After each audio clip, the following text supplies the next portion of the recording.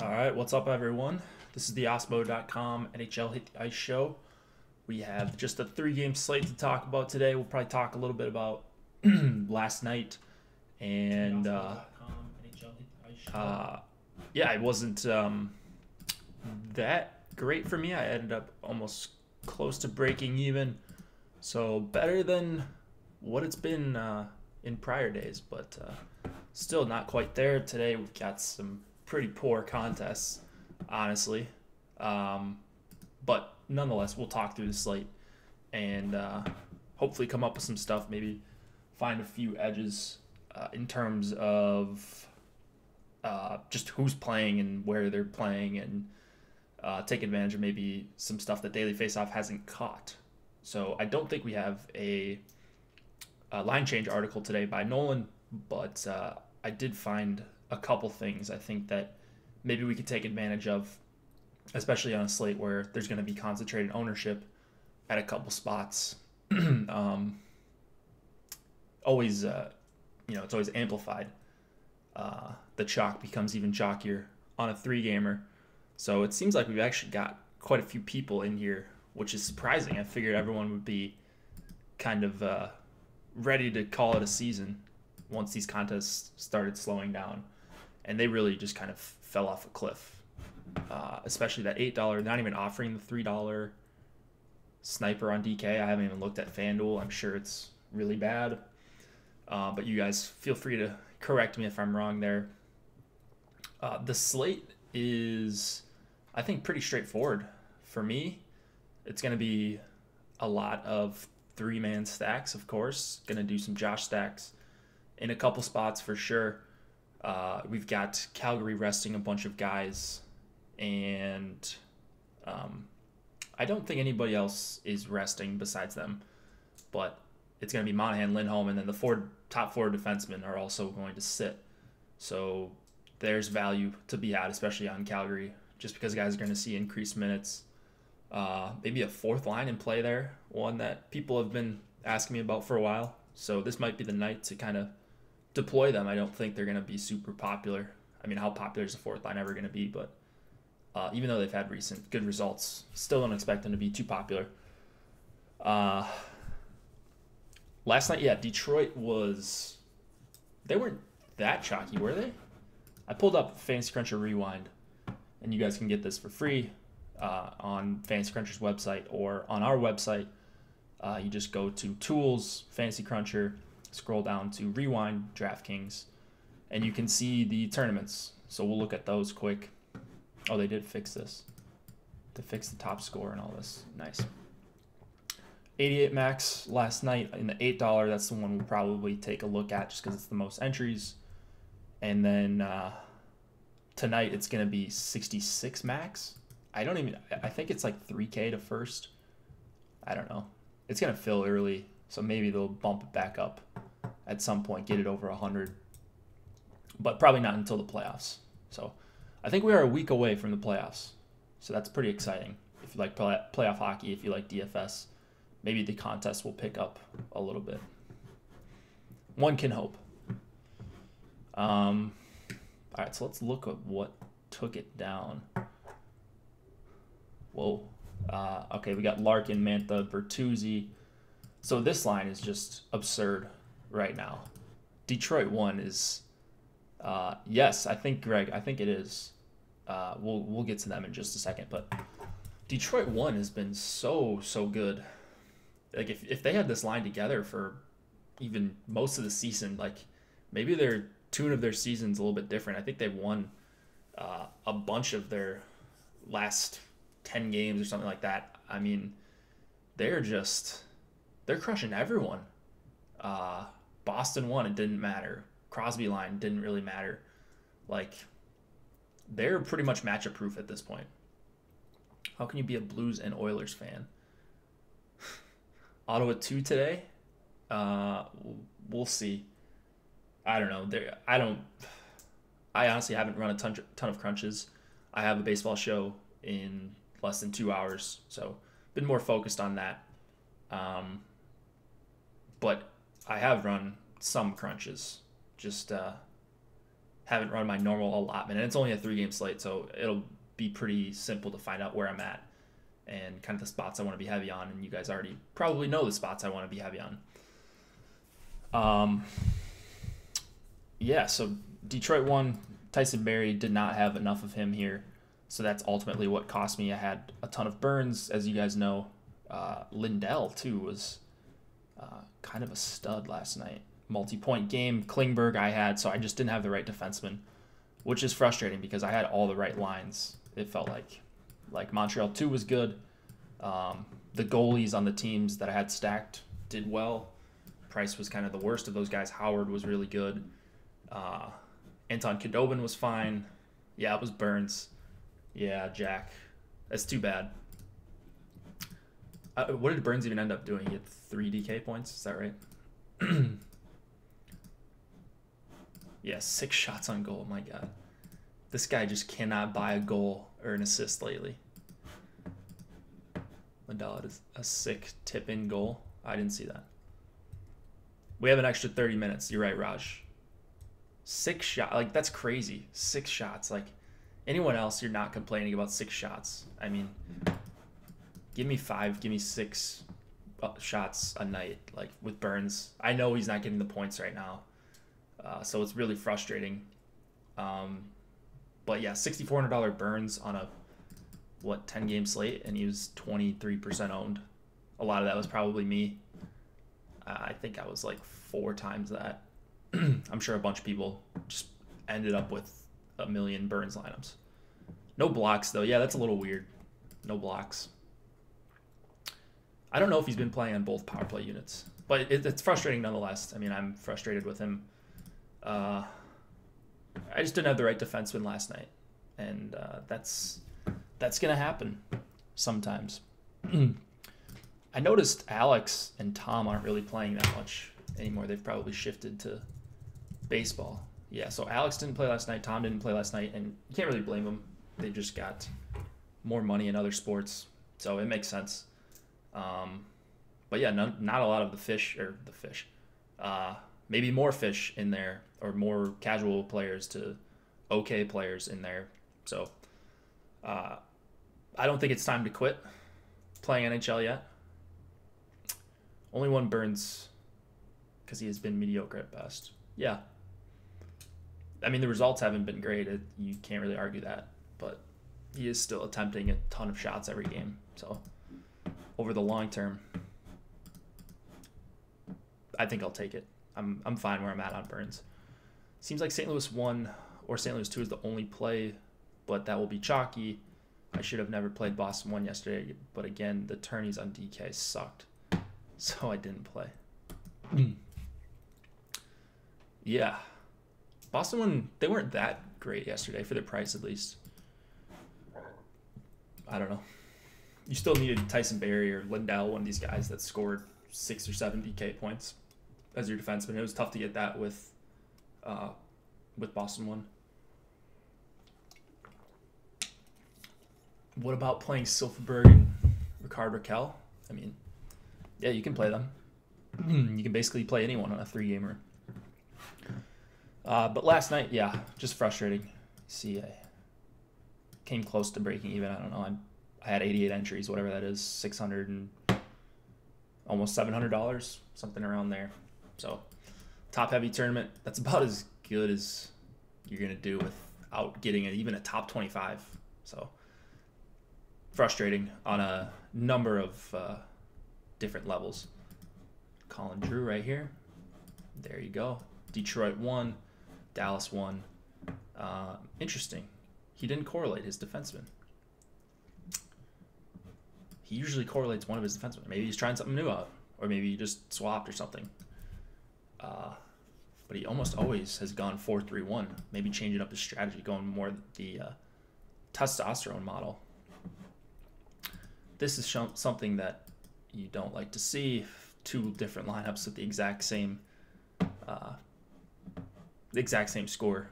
They were different though, so I wasn't doing the Cardinals sin. I wasn't having my lineups compete too much with each other, which is something that Alex says you probably shouldn't do.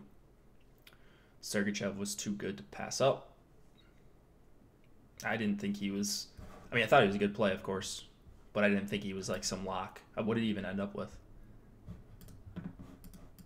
Yeah, 2. He was only 12% though. I would have thought he would have been higher than that. What's the best strategy on a 3-game slate? What are your crunches saying? That's a great question. I don't know that there's one best strategy on any slate, really. There's a number of ways to attack it. But as long as you're stacking correctly, you're making correlated lineups, whether you run 3-3-2 or 3-3 with uncorrelated D, 3-3 correlated goalie, 6-man stack. I mean, as long as you're getting some sort of correlation and not just trying to cherry pick every guy that's going to score multiple points, I think you're probably at least doing something right. So just a matter of preference, what you like to do. Ownership is just more concentrated on a 3-gamer. So I wouldn't change up too much. But, yeah. All right, so that's my crunch. Oh, that was my last crunch, I guess. I didn't really look at that just yet, but all right, we've got again, 3 games. I think Buchnevich is going to play. He's a game time decision. He was on the ice. He skated this morning. It was a concussion, so he's probably cleared if he's on the ice, right? I would think, at least.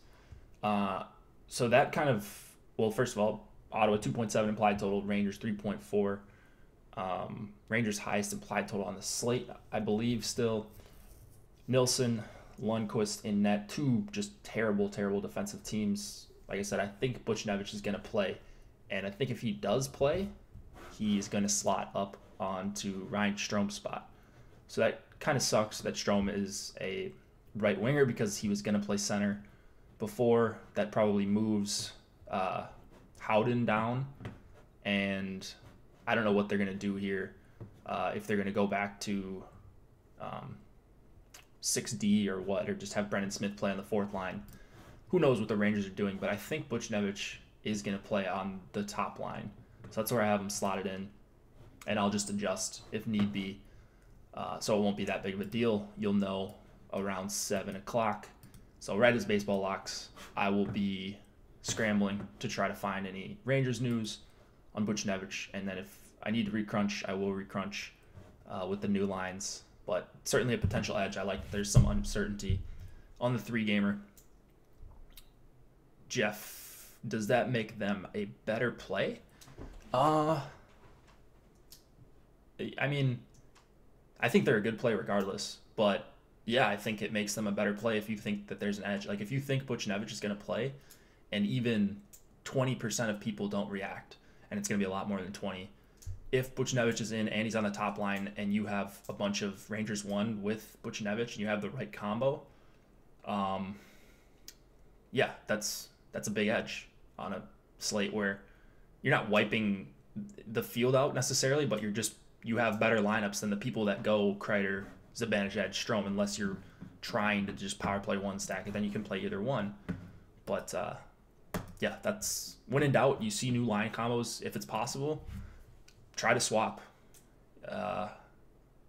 That's one of the biggest edges in hockey, I think. So yeah, it does make them a better play because that combo of Kreider, Zibanejad, and Buchnevich is going to be lower owned, if he indeed does go, and a lot of people won't react to that, and it makes this line better offensively. So yeah, play Rangers 1 with Pavel Buchnevich. Hope that he's in. If he's not in, react. If he's in, react. Just be around for news a half an hour before the game. Yeah, Buchnevich is good. It's amazing what happens when he plays real minutes, right? When he plays with real line mates and he's not playing with Brendan Smith, and I don't even know. I don't want to rip on any of these Rangers guys, but yeah, play Rangers 1 is my thing. I think on the other side, you can play this Pajot line, Pajot, Veranu, and Balcers. I think I'm saying those right. Super cheap. I don't even know that you need to go that cheap, But this is a slate where you can definitely make good lineups and leave 2,000 on the table, leave 3,000 on the table. Just another way to get different, because people will,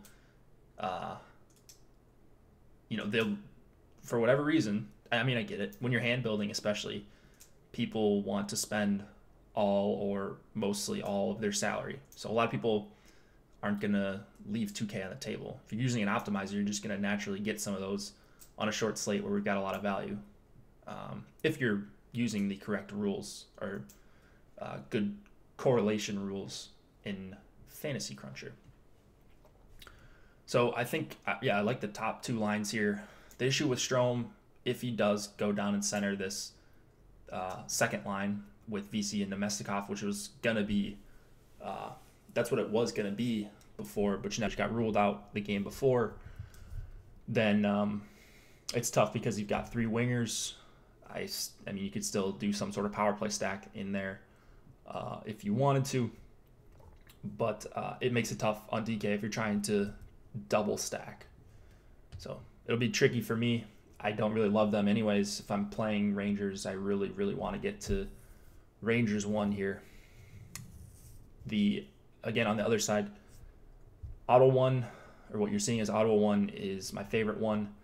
I will have some of this this Colin White, Kachuk, and Brian Gibbons line. I have them rated out pretty well. You see the A values here, but again, I don't think that people are really going to need all this salary relief. So the stack as a whole is not going to be super chalky. And the Rangers have been just as bad as Ottawa defensively in this last stretch.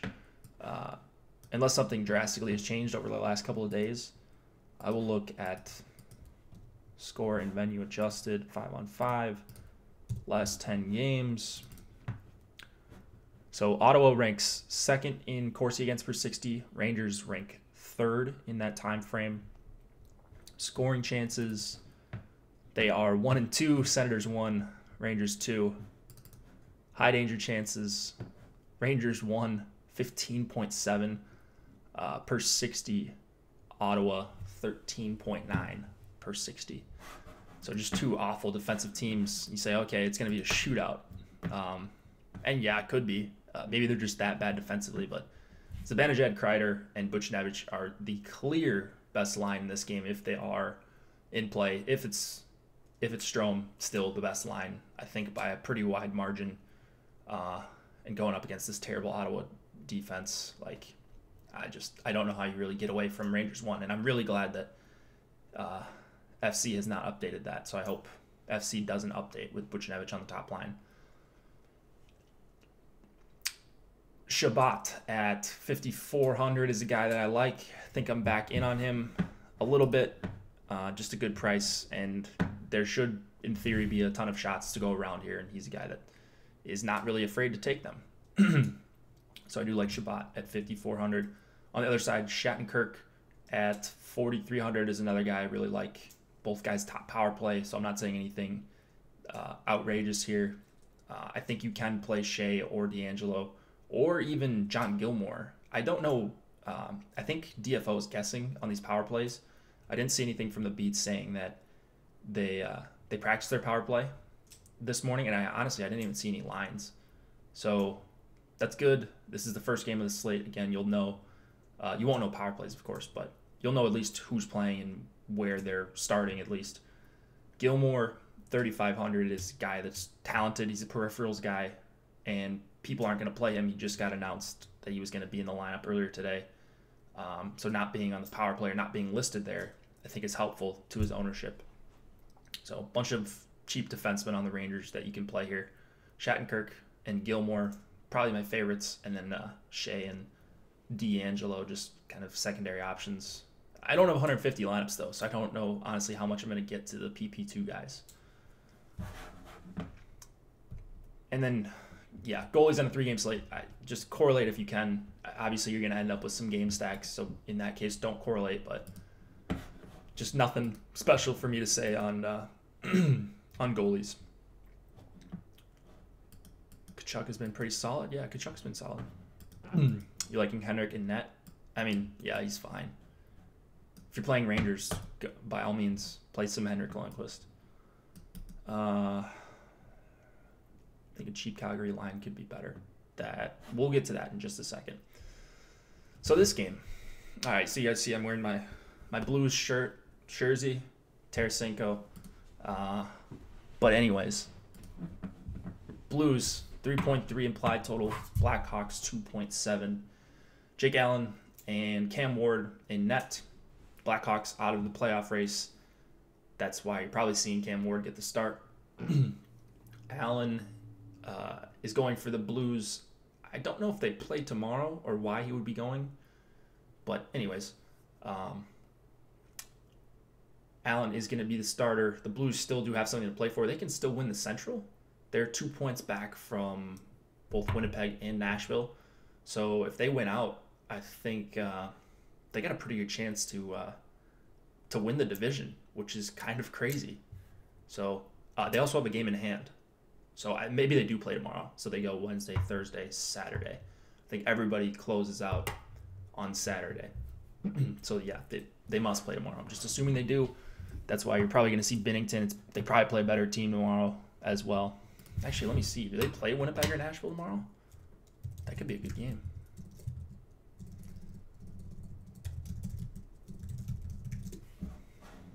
Let's see. They play Philadelphia.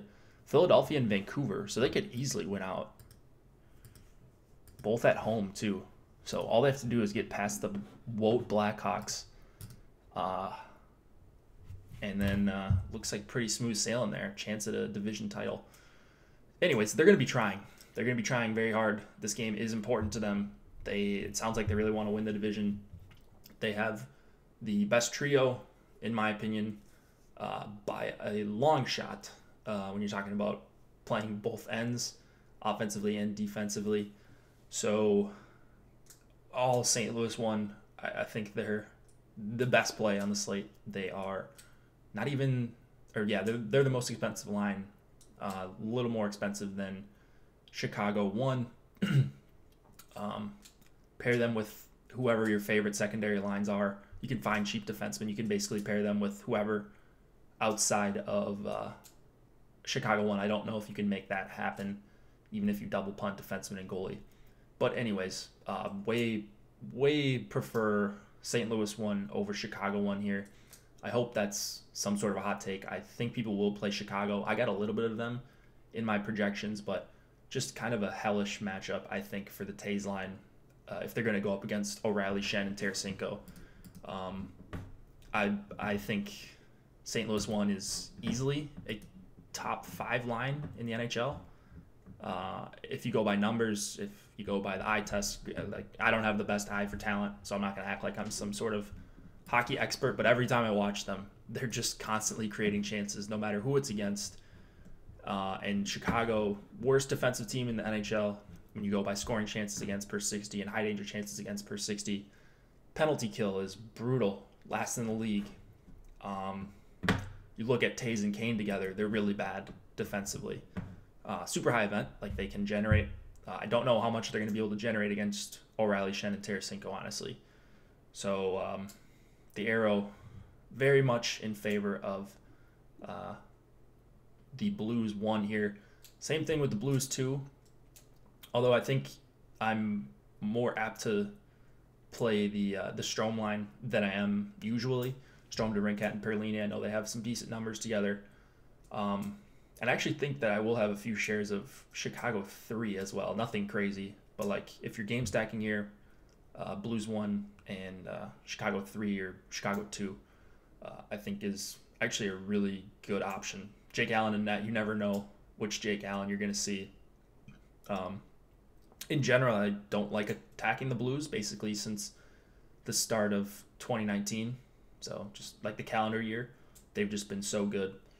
A little bit different with Allen and net, I think. Binnington's obviously played much better than him. And then this St. Louis 2 line has also been really good. They're cheap. I'm going to have a bunch of St. Louis Josh stacks here. I think it would be wise to have a few if you're playing multiple lineups. Will St. Louis shut down Chicago? I hope so. I really, really prefer St. Louis here. Every time I watch Chicago, I'm like, how have they even won this many games? I mean, they ran so hot in their power play. Chicago sucks. They're not a good team at all. Like, defensively, they're an absolute disaster. So, if they're gonna convert their power play at 45%, then yeah, maybe they had a chance to make the playoffs. But they're really bad. They know they're out of it. The Blues, like I said, they're really playing hard. So if you like the narrative thing, that is way in favor of the Blues as well. I think they should be by far the highest owned stack of the night. If they, for some reason, are not, then I'll just take my chances and play every Blues line. Obviously, 1 and 2, but yeah. Yeah, VOTS. Yeah, so I was just talking about that. They are 2 back of both Winnipeg and Nashville with 1 game in hand on both of them as well. So they played 79. The Jets and the Preds have played 80.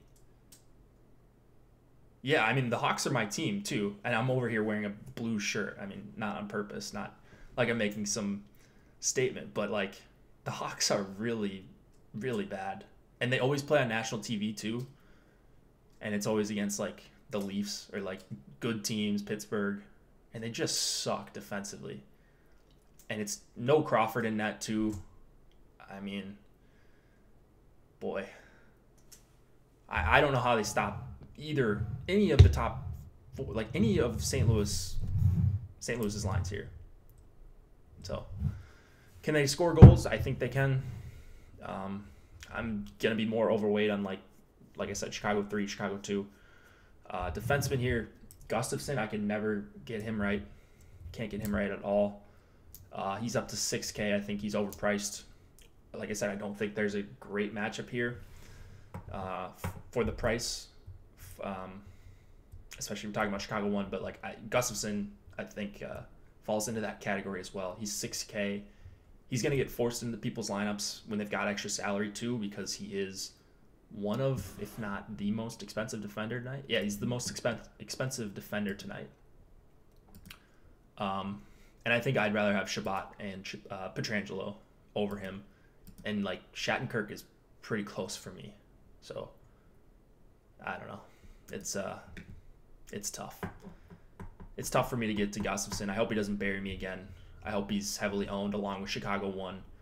I will just allocate a few more shares, many more shares to St. Louis 1 and St. Louis 2. Pietrangelo, I think, is the best defenseman on the night. Like I said, Chicago just gives up so many shots and scoring chances. He's going to get exposure to really good lines. He's going to skate mostly with lines 1 and 2. He's going to skate against Taves and Kane a lot. It's just tough to see how he busts here. I know he did last game against Colorado, but this is a game where I think the Hawks get absolutely hammered. I know Colleton, their coach, is it Colleton? Yeah, Colleton. I know he says they want to win these games, but like, how can you're out of the playoffs now. You're eliminated. It just seems like such a letdown spot. It's not like they're going to try harder on D now, So, whatever. I'm rationalizing playing a million St. Louis 1 lineups, but that's what I'm going to do. Give me some St. Louis 2 as well. I'd like to get overweight there. It's just too good of a spot for two teams that are going completely different directions. Blues, Blues are like a cup contender to me, which is outrageous to even think that would be said even like a month ago. Okay, maybe a month ago. Yeah, you start to think that. But like, this team they had a really bad record to start the season, and so did the Hawks. And the Hawks were getting lucky, and the Blues just got really good.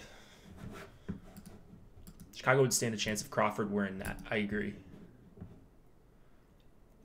Oh, that's great to hear, Jeff. Played hockey for about 15 years and loved playing DFS. Yeah, glad we make it fun. Hopefully Blues 4 is sub 5%. Raj, you like Blues 4? Why do you like Blues 4? They have good numbers. I usually don't look at fourth lines. Although tonight, I am looking at one. It's not the Blues 4. But yeah, I wouldn't be, honestly, any of these lines can score on the Blackhawks. Barbashev has made a little bit of noise, and Sanford actually has 2 this season. So I'm gonna check on those numbers quick. Let's see if we can play them. If Raj says so, maybe we can.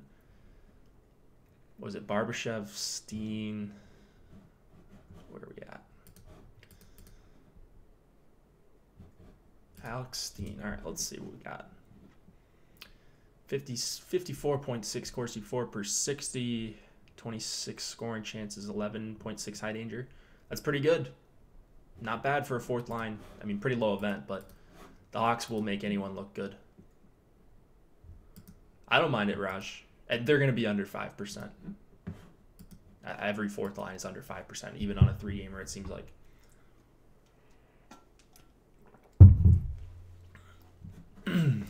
If their goaltending can hold up, they could take the cup. Yeah, I mean, they could come out of the West for sure. I mean, can they beat Tampa or Boston? I mean, I don't know, but this team rocks. I love watching the Blues these days. I hope I don't eat my words and they get swept in the first round, but I want them to win the division. I want them to have a favorable draw. Can you actually win playing a fourth line in DFS? Yes. Our friend / nemesis, our guy that takes a lot of our money, Testosterone, he's binked a couple times actually with fourth lines this year. I know he maybe Ducks fourth line, Carter Rowney. I think he got one this season. Yeah, he binks with fourth lines every once in a while. A week ago, when I was gone. Oh, Calgary 4. That's right. I heard everybody talking about that in chat. Yeah. Calgary 4. Nice. Parayko, I think you can also play him. Don't want to forget him. Dunn skating with Pietrangelo, also an okay option. So these are just the guys that are like in my pool. I know I'm kind of recommending a bunch of defensemen. If you're going to a Chicago defenseman, I want to say Seabrook. The problem is I don't know if his minutes are going to be there because they've been way down. So it would be a good blocked shot spot for him.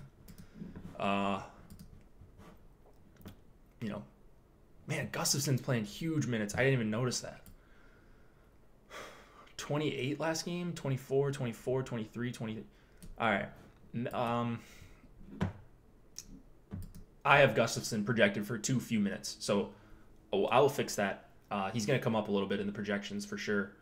Whether or not he gets into the Pietrangelo range or Shabbat range, I don't know.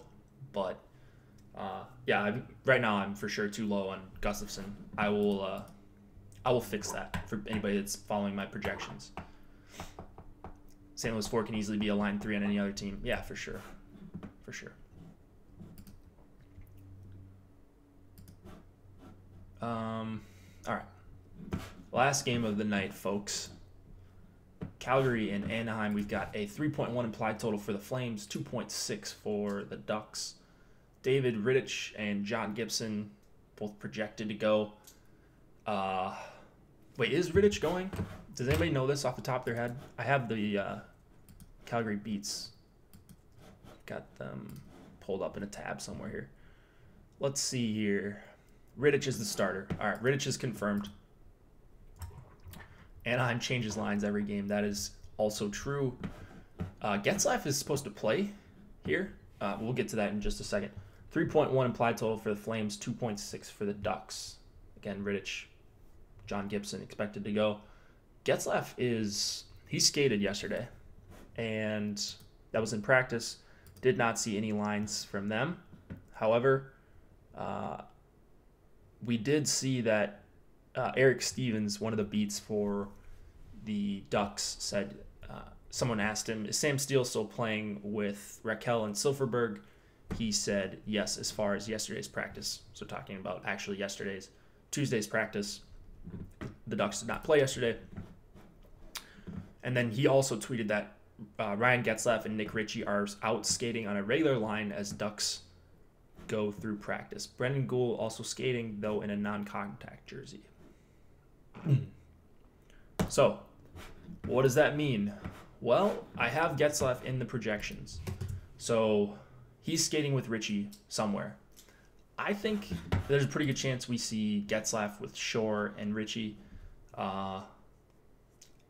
Honestly, your guess is probably as good as mine, but that's how I'm going right now. Getzlaf with Ritchie and Shore.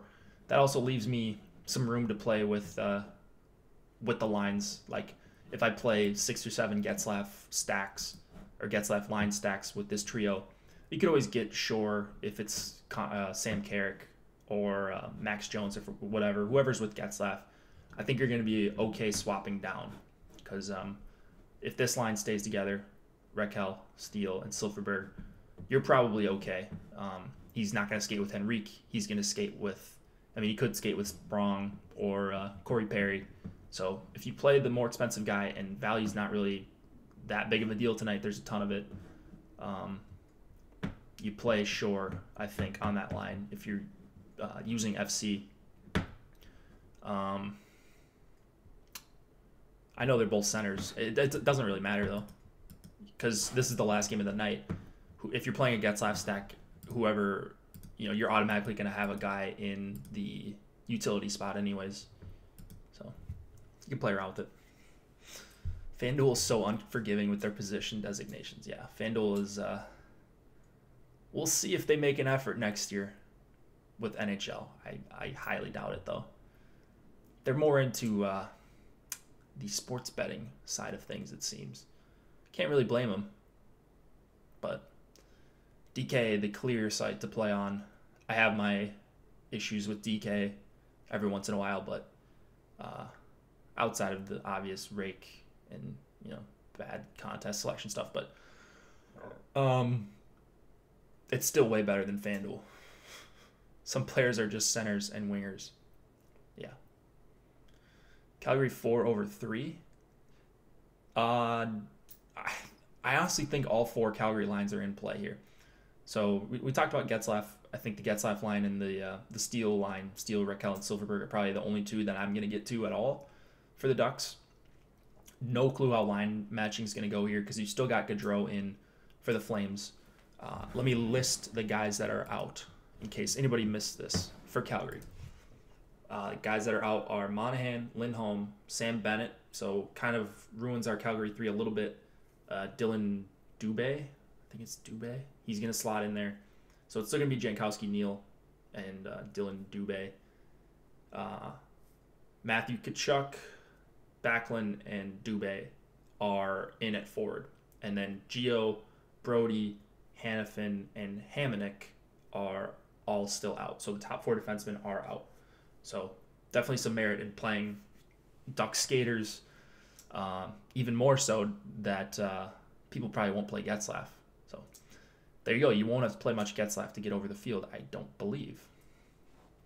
So that's always nice. So Calgary has 4 lines that I think are actually in play. Probably the best one, the one we know the most about, is Backlund, Tkachuk, and Frolik. I think you can Josh stack this very easily, actually. Gaudreau didn't play on the power play last game.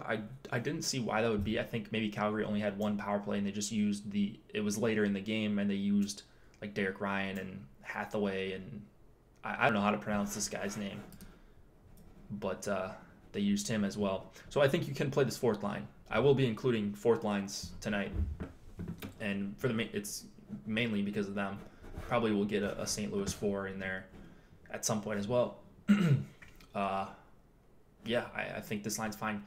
Keane, or is it Quinn? Alan Quinn, or I've never seen Quinn spelled like that. Anyways, him and Hathaway and this fellow here. Hathaway and Andrew M. both played on the power play last game. I don't know how much stock to put in that, but they have shown some flashes lately, and they're going to get the awful Ducks depth. They're not going to face Getzlaf. They're probably not even going to face the Raquel line either. So that is a very positive sign. like I said, Calgary 1 is Calgary 2 is probably the easiest one to stomach to stack. They're a little bit expensive, but like I said a bunch of times before, doesn't really worry me because there's just so much value here with defensemen and guys that are playing increased minutes that usually aren't playing minutes. Thoughts on a Gus Kane mini? Yeah, you could do that. I don't know. I'm never going to say really anything's a bad idea on a short slate like this, but it's not my favorite mini stack. If I was mini stacking, I'd rather go on the other side and go Tarasenko, Pietrangelo, if that means anything. Gaudreau with Bennett and Zarnik, I have no clue what to do with that. I'm a little bit worried about the Flames lines staying together outside of this one. So that's my only thing with the Flames. I think the fourth line is going to stay together. And Calgary's a tough team because they're locked in to kind of where they're at right now. They've got the 1 seed, far and away the best team in the West. So they can't improve. So if you like the narrative thing, maybe you play a few more Ducks here. I don't really care. I'm still playing the Flames. They just have better players than the Ducks. The Ducks have also been atrocious, still taking a ton of penalties, not killing them off very well at all. Most time shorthanded in March by a good margin. So maybe the power play stack is definitely in play here. Gaudreau, Tkachuk, Backlund. You could play Rasmus Andersson. He was not on the power play with these power play 2 guys that played the only one last game. So maybe Rasmus Andersson actually is on the top power play. And he's a perfectly fine play for 3,500. I think my second favorite guy is actually Stone for 2,900. Seems like Calgary won't care much for this game. Silfverberg and Raquel, only Ducks I would want. Yeah, that's okay. I mean, they're fine. Steele probably isn't going to be on the top power play if Getzlaf returns, and I'm expecting him to return. So don't think they're going to have full PP correlation. The thing with the Flames is we thought that the other night, or Nolan was giving voice to that a little bit, and they won 7-2. So the Kings are brutal. The Ducks are right on their level as far as being bad. Getting Getzlaf back would be a boost. Yeah, Monahan and Gaudreau played like 10 minutes. That's the worrisome part as well with this Calgary 1 line. I just don't know how long they're going to stay together. So, right, yeah, exactly. Captain Jinx, exactly. God, favorite goalie tonight? Yeah, I was looking at Fantenberg, actually, Tyler. I didn't really see anything much that he did last game as far as shot attempts or anything. No one really on Calgary impressed me except for Alan Quinn. He had like 7 or 8 shot attempts. And super small sample, but he's going to play double the minutes of what he usually does. What was it? Oh, goalie play. Whoever, I don't know. I'm correlating. I think, man, I don't even want to say it's Henrik Lundqvist. I think it's Jake Allen, honestly. If you get bad Jake Allen, you're toast if you play one lineup. But he's probably going to be the guy I have the most of. I think a reasonable price in a game the Blues still need to win. The Blues are, I mean, the Hawks are overmatched here, in my opinion. The shot volume isn't going to be great, I don't think, just because I think the Blues are such a better possession team than the Hawks. But if they can stay out of the penalty box, I think they've got a really, really good chance to win this game convincingly. So there you have it. Rittich, I don't really know what to do with Rittich. All the Gibson tonight. I mean, people thought the same thing with Quick the other night. That one didn't turn out too well. Not saying that this is the same thing. You never really know what Calgary's been doing the last few days after winning the division and such. But yeah. Anaheim defensemen are always brutal to try to pick. your guess is as good as mine on them. I'm going to try, I'll have sprinkles of probably Fowler and Lindholm, and then it's going to be mostly Pietrangelo. It's going to be a little bit of Gustafsson. It's going to be a bunch of Shabbat, and then I like the Rangers guys way better than the Ducks guys. So that's probably where I'll be at. Not going to get much of any of these fellows. I would like Gould. If I knew he was going to play, I just don't think he's going to play. Non-contact jersey yesterday, so I just can't really play him unless I late swap. And I've never released their goalie starts. Yeah. They just have such a big edge, Anaheim. It's really helped them just not telling anybody who their goalie is going to be. They're so good this year that you got to keep that little bit of an edge. I don't even know who their coach is. I think they fired their coach mid-season, right? So who knows what the new guy's name is, honestly. I never pay attention to coach names. Gibson is far superior. Yeah, obviously. Yeah, Gibson's incredible. Who's their backup right now even? Is it Miller? Is he back? Miller's a fine backup. But, yeah, Gibson is one of the best goalies in the NHL. Calgary seems sketch. I don't have a great feeling on Calgary as far as like a line I really want to play a ton of. But I'm also not crossing them off. I don't think you need to get that crazy on a 3-gamer. And I'm playing 66 lineups or whatever in that $8. So I do have some lineups to play around with. Josh stack, correlate, do all the stuff you normally do. Pay attention to line rushes. People are paying less and less attention because there are other sports going on. So a possible way to gain an edge.